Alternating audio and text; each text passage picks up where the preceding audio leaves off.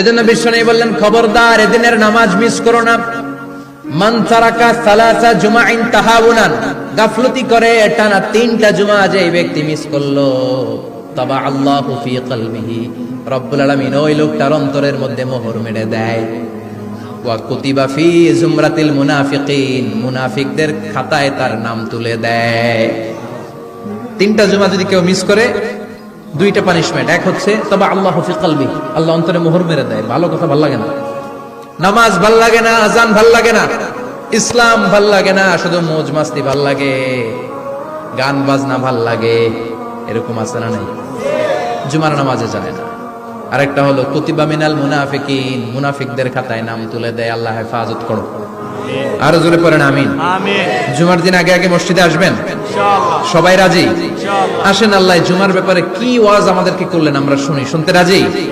আল্লাহ বললেন, ইয়া আইয়ুহাল্লাযীনা আমানু ইযা নুদিয়া লিস-সালাতি মিন ইয়াউমিল জুমআতি ফাসআউ ইলা যিকরিল্লাহি ওয়া যারুল বাই', যালিকুম খায়রুল লাকুম ইন কুনতুম তা'লামুন। পড়েন না আল্লাহু আকবার। আল্লাহ বললেন, ও আমার মুমিন বান্দারা শোনো শোনো। আপনাদেরকে অ্যাড্রেস করে আল্লাহ বলছেন, ও আমার মুমিন বান্দারা শোনো, ইযা নুদিয়া লিস-সালাতি মিন ইয়াউমিল জুমআ, জুমার নামাজের আযান যখন দেয়া হয়, ফাসআউ ইলা যিকরিল্লাহ, আল্লাহর স্মরণে তোমরা ধাবিত হও। ওয়া যারুল বাই', কেনা বেচা বন্ধ করে দাও।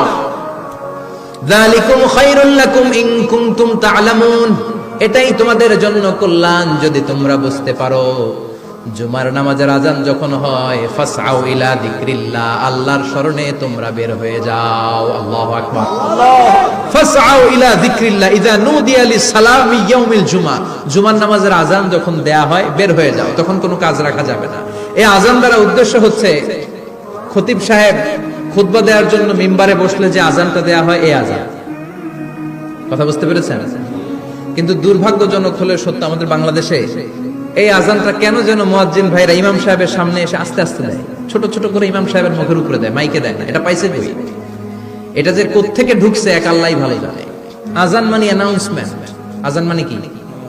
কথা বলেন। অ্যানাউন্সমেন্ট কি জোরে হবে না আস্তে?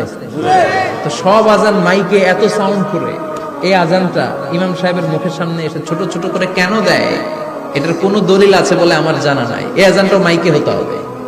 আমি পৃথিবীর যত দেশ ঘুরেছি, অনেক বড় বড় মসজিদে আমি জুমার সালাত করেছি, সব জায়গায় মক্কাতুল মুকাররমা সহ মসজিদে নববী সহ সব জায়গায় খতিব সাহেব জুমার মিম্বারে